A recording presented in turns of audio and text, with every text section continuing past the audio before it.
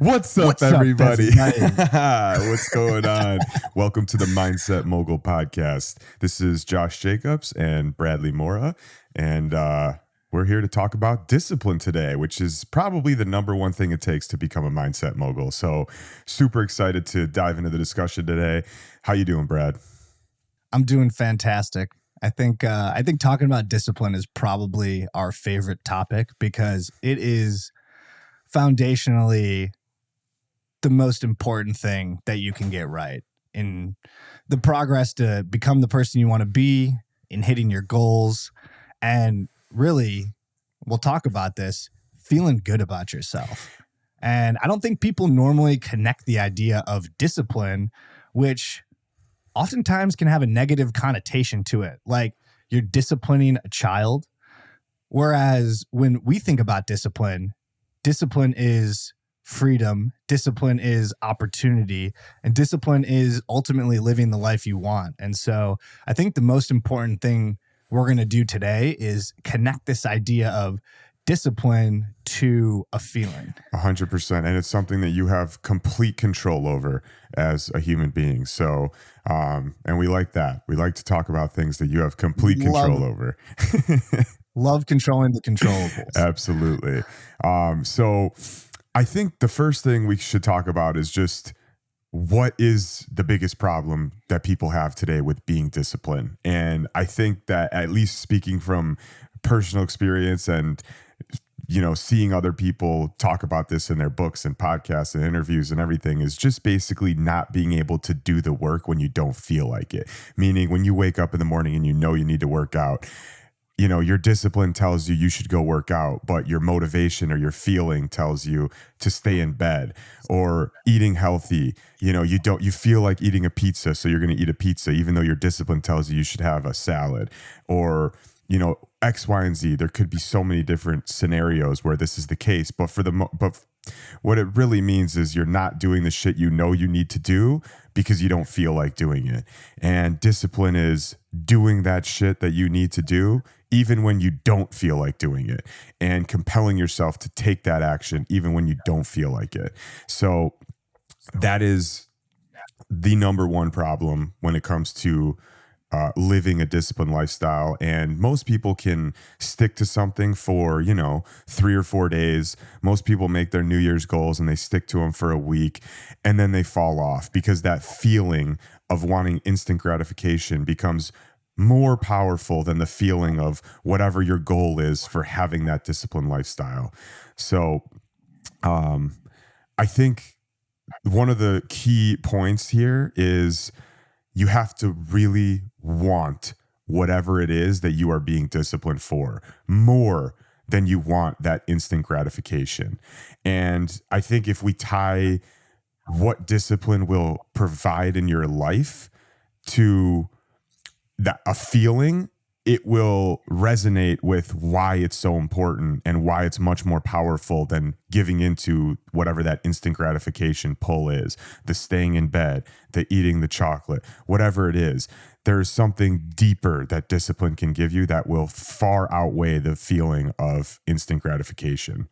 I think you just touched on a great point there, where ultimately when discipline doesn't work, it's because you had a feeling that outweighed whatever your discipline was. And you can have discipline for discipline's sake, but unless you're like a psychopath, I don't think that usually holds in place for people. Like that's just to have discipline for discipline's sake. The average person is not going to have that type of regiment in place. And so to do yourself a favor of being disciplined, you need to fight that feeling of wanting instant gratification with a more powerful feeling. The first and most important thing you can do is connect a feeling to discipline. And so I think you captured it well, is ask yourself, do I have a strong enough why as to why I'm being disciplined? And then as you're continually in the situation that you need to exercise this discipline, be focused on that why instead of the what you have to do. And so if it's, I'm going to go get healthy and that means I need to eat a salad, focus on the why of, so I can stay alive for my children an extra 20 years and walk my daughter down the aisle, instead of the what of eating the salad. Make it that I want to make it for the why of, I'm going to get that promotion at work so I can provide for my family, propose to my girlfriend, take that vacation because I've got extra money and now freedom, instead of the what of, I need to work an extra hour at my job in a situation that I wouldn't have done without that discipline. And so figuring out what your why is and then connecting to the feeling of that why, and the feeling you'll have when you do if you do successfully execute on that discipline, to battle that feeling of wanting the immediate gratification. And so as soon as you can blow that why up, it's going to be a lot easier to manage that internal negotiation and conversation that you're consistently having with yourself, because that's status quo. If you think that you're not going to have this internal battle to get what you want, to get your body and your mind to do what you want to do, then you're living in fantasy land. Like, you have to know that this conversation is going to come up. And so I think on this episode, the things that we're already diving into here are, how do you prepare yourself to win that battle? And the first and most important thing is, have a stronger why, build a stronger feeling as to why the discipline is more important than whatever thought, feeling, need for instant gratification seeps its way into your mind, because it will. So to go further into feelings, because I think this is super important for people, is, okay, let's talk about the salad, for example. Let's talk about eating, because it's just such an easy example to talk about. So they say discipline equals freedom, right? Well, what does it equal freedom from? If you choose the salad over the burger and fries, it's going to equal freedom from pain. Number one, you're not going to feel pain later when you're shitting your brains out or whatever, feeling like crap. That's one thing. You're not going to feel the pain mentally that you didn't stick to your plan, you didn't stick to your diet. So right there, you're freedom from pain, freedom from indecisiveness, right? If you're constantly wondering, well, should I have the salad? Should I have the burger and fries? Whatever. If you're disciplined, you already know what the decision is. You don't have to go back and forth about it. Freedom from indecisiveness, freedom from, there's so many different feelings that you will get just from a simple decision to eat a salad instead of a burger, or to go work out instead of lay in bed. And the more that you can connect to those feelings, and the more that you can just take that first step to going and doing it, the more you're going to build that discipline habit, and the easier that it will become over time, because you'll start to understand the feeling of, I know we're going to talk about this later, but it's super important to understand this right now. The more you do it, the more you'll understand the feeling that you will get after taking these actions. So one of the things that my friend, during and after. So one of the things my friend Mike Diamond says is, he doesn't wait to feel good, like working out, right? He doesn't wait to have the feeling to go work out. He doesn't wait to have the feeling or the motivation to go do it. He goes and does it to create the feeling. That's how you create the feeling. You don't wait until you feel like going and work out. You go and work out, and then you create that feeling of feeling amazing and feeling, your endorphins pumping and all the things that you want to feel before you start working out. Anybody could go and start working out when they have all those feelings and they have the endorphins running and they're super pumped up. But it's the discipline that gets 300 milligrams. Yeah, exactly. But it's the discipline that gets you to get started in the first place, to create that feeling.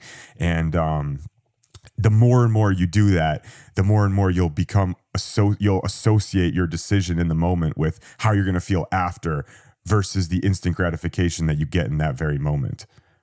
So we talk a lot on this show about micro and macro. And I think when you were just talking, it pulled up a thought for me on what you just described is the micro level of feeling with discipline. Like quite literally, when you take the action, you then will develop a feeling which provides you a more powerful gratification than if you would have went for the instant gratification. And so if you want to consistently feel more fulfilled and feel better in your life, rely on the action of discipline instead of the sliding into whatever bad decision, instant gratification you wanted. The actual feeling of doing the disciplined act, it will just feel better. Like if your goal is just to chase good feeling, which ultimately chase good feeling is not a good phrase for it. But if you are looking to feel good during your day, discipline will be a better solution for that.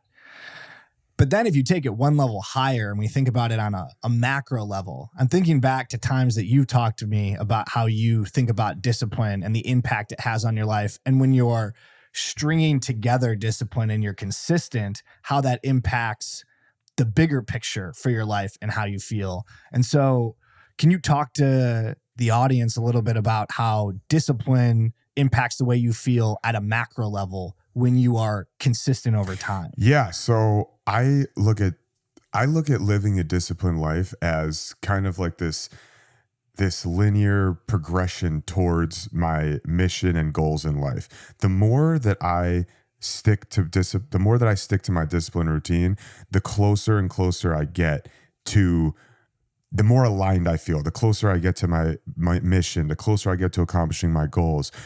And the more I live an undisciplined life, the further and further away I get from those goals and the further aligned I feel. And I really feel it. Like, I've used this example before, but when I'm doing 75 hard, I feel like I am moving at hyper speeds towards my mission, towards my goal, towards everything that I want in my life. And it took me a little while to understand that, because it's like, okay, all I'm doing is working out twice a day, drinking a gallon of water, not having any cheat meals. Like it's so internal that it took me a little while to realize that doing all those things internally, sticking to my discipline, was helping me externally get to all these different goals that I wanted to. But what it really means is that when I am living in full alignment with my beliefs and who I want to be as a person, the closer I'm becoming to achieving all those things that I want to be. And I really, really feel that. Like, this is one of the first times that I'm keeping up for the most part with the 75 hard lifestyle, even though I'm not on 75 hard right now, but I'm still living that disciplined lifestyle every day. And I feel it. Like, I feel myself getting closer and closer every single day to living that exact person that I want to be. And I know that the second I stop this, I will drift further and further away from that, and I'll feel less and less aligned. And it's almost like, you talk about the quantum possibilities and, like, the law of attraction. We talked about this a little while ago. The more disciplined life that I live, the more things come to me without me even asking for them. The more opportunities, the more clarity, the more, everything. Whereas when I'm living a less disciplined lifestyle, the more shit comes and kicks me in the balls, and that I'm not asking for, but that's just how it goes. So in my life, I mean, I've talked a lot about personal examples, but on a macro scale, that is the ultimate feeling for living a disciplined life every day, is that if I'm not living it, I'm getting further away from who I want to be as a person. And if I am living it, I'm getting closer to that. So that thought alone now keeps me disciplined. And when I need to revert back to the micros to get me in it in the moment, then I can revert back to create the feeling and things like that. What about you? So before I dive in for myself, as you were describing that, it built for me a really good visual, and I think it helps explain a little bit of that feeling that you have, and then also it touches on the quantum realm piece and the law of attraction. But you were drawing this linear line, and I was thinking of a different way to frame that as essentially your identity line. And so if you define identity as the accumulation of all of the actions that you take, because that's really what your identity is. You can say I'm one thing, but really who you are is the accumulation of all actions that you've taken really in your entire life, but the more recent ones have a bigger weight than the older ones do, which is an empowering fact because the more recent your actions are, the more important they are in defining who you are. But basically, when you were drawing that linear line and you're building this identity into the juggernaut version of yourself that can accomplish the missions that you want, basically, discipline keeps you on this line, this linear line of building your identity up and to the right into the person that you're trying to become. It's the ultimate way to support continually creating the identity of the person that you're trying to become. And it keeps all of your actions on that line. You're like, well, when I'm off discipline, I start to stray off that line. And so really there's this identity line, and each action is a vote for the person you're trying to become who can accomplish this mission, who can make the why or understands their why deeply and make it happen. And discipline keeps you on this identity line. And every time you aren't disciplined, you fall off the line, and then you need to be disciplined really again and even more consistently to get back on that line. I love the way you just put that. That's a great, that we should create a graphic out of that. 100%, because that's how I've tried to visualize my life and make it simple for myself to think about just how important the small things are. And when you realize that you're building this line, you're building this narrative for yourself, you realize discipline. I can realize that discipline is the methodology to keep that moving forward. And so I think with the amount of time we have left, I want to touch on a couple of different not more practical, but some practical things that the audience can do to increase discipline in their life. Make it easier on yourself. Like, there's no reason discipline should be the hardest thing that you do. And there are tactics and tools that you can use to break down the barrier of bringing discipline into your life. And so the first one I wanted to talk about, because it is near and dear to my heart, because I've lived in situations where my food and my sleep were highly suboptimal, it makes it so much harder to make that right decision to adhere to the discipline. And you need a little bit of discipline to get your sleep and your food right in the first place, but it's very black and white, and you know when you're getting it right and you're getting it wrong. So develop a good why, and that shouldn't be hard as to why you should sleep more and you should eat more.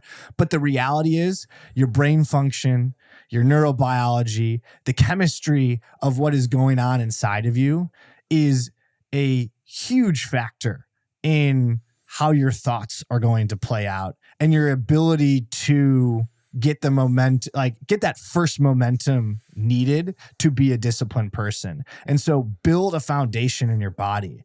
And really, it only takes a week. And you feel I think feel more. So like we talk about, you're not going to feel motivated all the time. But here's the thing. Even if you're not totally motivated, you're going to feel a little bit more motivated if you got a good night's sleep and you ate healthy the day before than if you wake up on 3 hours of sleep with a horrible stomach ache. You got to set yourself up for success as much as you possibly can. And getting the proper nutrition and getting the proper sleep is a way to do that. And once you see yourself doing those things, then working out seems like a more natural transition. One, you'll feel better to work out. There's less 100% inertia you have to overcome. But also, you're like, well, I slept good and I ate good. So working out seems like a natural thing that I should go and be doing. The next one I had on the list was stacking wins. And I know you're big on this. I think picking the smallest viable action to get you towards doing the thing is a really easy way to make discipline more approachable. If it's being disciplined about working out, just go start with 5 minutes. Go do 20 air squats. In 9 out of 10 cases, you are likely going to continue that workout into a full workout. And even if you You still don't, won. that simple action, Even say if it you again? don't, you still won. You still won. You took the action. That line we're talking about, you stayed way closer to staying on that line than you did if you didn't do anything at all. At least you made a vote that day that you're a person that can take the first step. And that is the hardest step. So I'm such a huge proponent of this, as you'd know, because I've probably talked about it a million times. But like when I first started to lose weight, there was 2 months where literally my only goal was go on the Stairmaster for 5 minutes a day. That's it. And some days I went 45 minutes. Some days I went only 5 minutes. But it was that daily 5-minute win that I stacked over 60 days. I didn't miss one day, because who can't do 5 minutes? And then I moved it to 10 minutes and then 20 minutes. And I am such a huge proponent of this. I tell everybody this who tells me who asks me how to lose weight. Start with 5 minutes a day working out, and then start with something for your food. Just anything little. Cut out soda, cut out one thing, and start there, because the more that you stack those wins, the more you will start to identify as the person that wins and does those things, and the more you'll be able to add, and over time, you'll get to the point where you become that person you want to be. I think an important thing on this is when you have these wins, I think you should start writing them down, because I think there's power in acknowledging when you're winning, and there's a dopamine kick when you start to win. And so I would encourage people in the audience, start writing down your small wins, to keep a list of things that help you build your identity as someone who is disciplined. And so as you're each day, write down, what were my wins? Even if they're small, what were my small wins in discipline? And read that list before you go to bed. And it's going to start building the identity, builds also a reward system in your brain for doing the right things.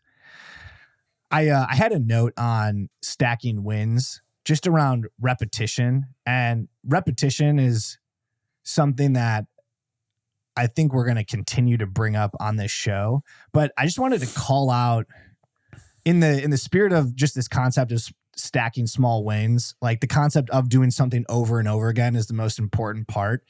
That the fact, it's a little off topic, but I think it's just such a powerful concept about repetition and just getting it in your head, that the more times you do something, the closer it will bring you to being a person who embodies that. One, so like working out 5 minutes a day 100 times, it really does bring you closer to being a healthy person, to being an athlete, the best athletic version of yourself. It also brings you closer to being a master, to having mastery in whatever that thing is you're doing. And the fact that the difference between being a beginner and being a master is quite literally just the repetition of doing the thing, it's such an empowering fact. Like there's nothing separating you and being the mastered version of something except just doing it. So therein lies the power, is just keep doing the thing over and over and over. And even at its smallest level, just stack up repetition and you will begin and eventually have what you want. That's all you have to do. There's not a magic secret sauce. You just do the thing and you will get what you want. And so that to me, they say, no. They say, don't fear the man that practiced 10,000 kicks one time. Fear the man that practiced one kick 10,000 times, because mastery is what separates the average from the above average. It's literally repetition. Like if you just stick it out for a longer period of time than somebody else, you are going to excel. And that's what they say business is a lot of the times. It's like business is just staying in the game for a longer period of time, because the longer that you could stay in the game, the more you're going to win over time. And the more you can repeat all those actions that are winning and for a longer period of time, that more exponentially you're going to grow. So to bring it all back, let repetition work for you in discipline and recognize the power in that. Don't think that small action doesn't count, because it does, because repetition it's the god of skill. It's the god of outcome. It's the god of results. And so if you want that thing, repeat it over and over and over again. And discipline is the tool that you use for repetition, because you've decided that you're just going to do the thing and then you continue doing it. Absolutely. And I think one of the things that we talked about too earlier is, set yourself up for success. Like if you are eating healthy, if you're sleeping well, like you're setting yourself up to feel a little bit better in the morning to work out or whatever. And I think you can do that with your environment too. Like you should design your environment to be as beneficial to you as possible. Like I know not everybody is able to do this, but one example in my life is I bought a treadmill when I didn't want to. Like you don't even need a treadmill. You could just run in place or you could go walk outside. But for me, I wanted a treadmill and dumbbells. So I bought a treadmill and dumbbells because my excuse was always, I don't want to go to the gym. Well, if I had it in my house, there's no excuse. Same thing with like creating a home office. I didn't want to go to a home office and I didn't want to work in my kitchen. So I just converted my guest bedroom into a home office and I made it as easy as possible for myself. I know everybody doesn't have the luxury of being able to do things like that, but look at Brad. He turned his closet into an office and it's working great for him. So no, but yeah, but seriously, it's like the more you set yourself up for success, the more you make it easier on yourself, the easier it's going to be. And it's never going to be easy. It's always going to be hard. But if you have the ability to design your environment and design the way that you live your life in a way that it makes it easier for you to do these things rather than harder, you should absolutely do that. I think this is a super important one. Couple more examples. Get the junk food out of the house. Biggest one. The easiest one. Get the shit food out of your house. Move the phone out of the room when you're trying to do work on something. Move the phone out of the room when you're trying to build a relationship with your family.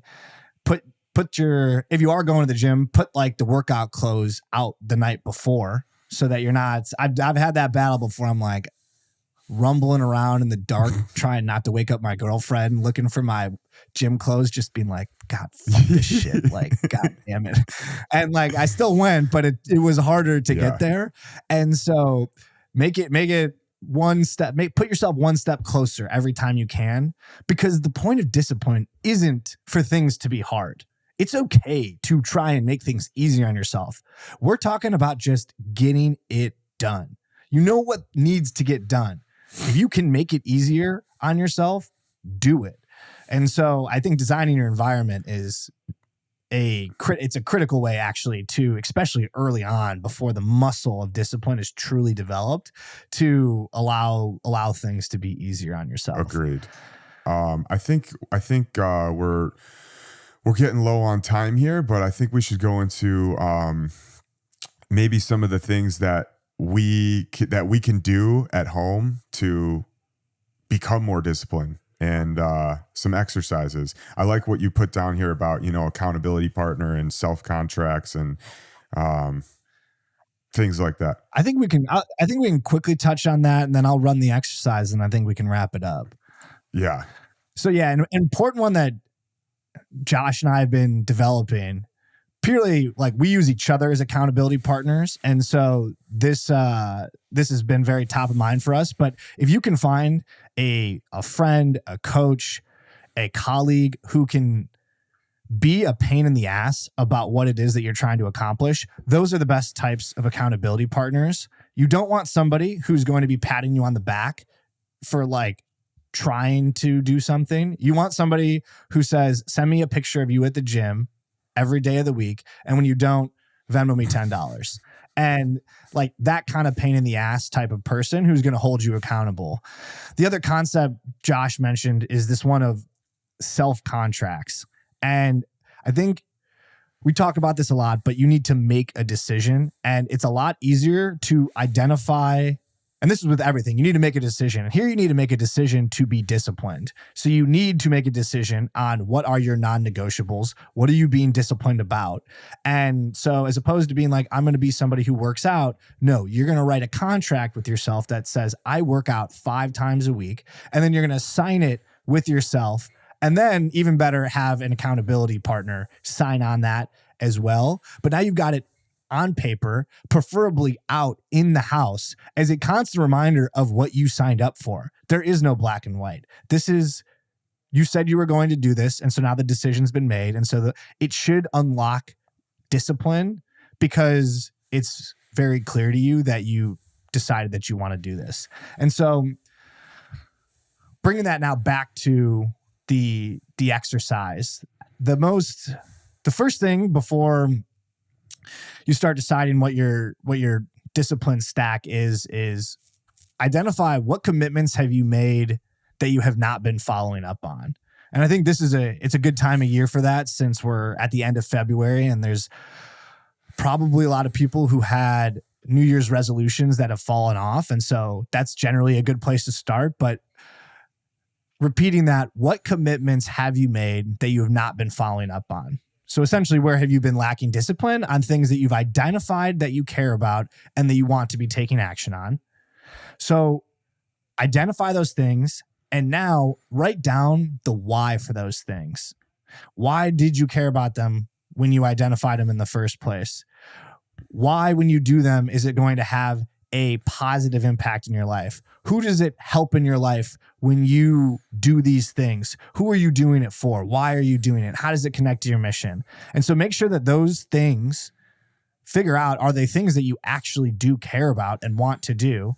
And then write down why that is. And so once you've got a set of actions that you want to be doing, you've got a very clear why as you want to be doing them. Because as we talked about earlier, that's the most important thing you can establish first if you're going to maintain discipline over time. And then, in the spirit of taking fast action, starting tomorrow, write down 3 things that you're going to do to set yourself up for success, to make this discipline easier on yourself. And so this can be finding that accountability partner. It can be putting those clothes out for the gym. It can be getting that list of non-negotiables that you need to have done, whether that's sleeping, eating, working out, making that phone call or making phone calls to the right people. Get those on a contract and sign it with yourself. Like, you can do that in 5 minutes. But pick something from what we talked about today. Pick 3 things from what we talked about today and go apply them tomorrow. Even if it's messy, sloppy, and fast, go do the easiest version of what we talked about today. I love that. I think that's perfect. The one other thing I would say is, if you are, for example, if you're one of those people who set New Year's resolutions and you're coming 2 months later and you've completely fallen off, not only should you, go back and look at why you wanted those things when you made them, but also look at when you failed and why you failed. Is it because you didn't have a clearly defined why in the first place? Is it because you just fell into instant gratification? Is it because something traumatic happened in your life and you just totally fell off? What is the reason why you fell off? Identify that, because you want to eliminate that from happening in the future.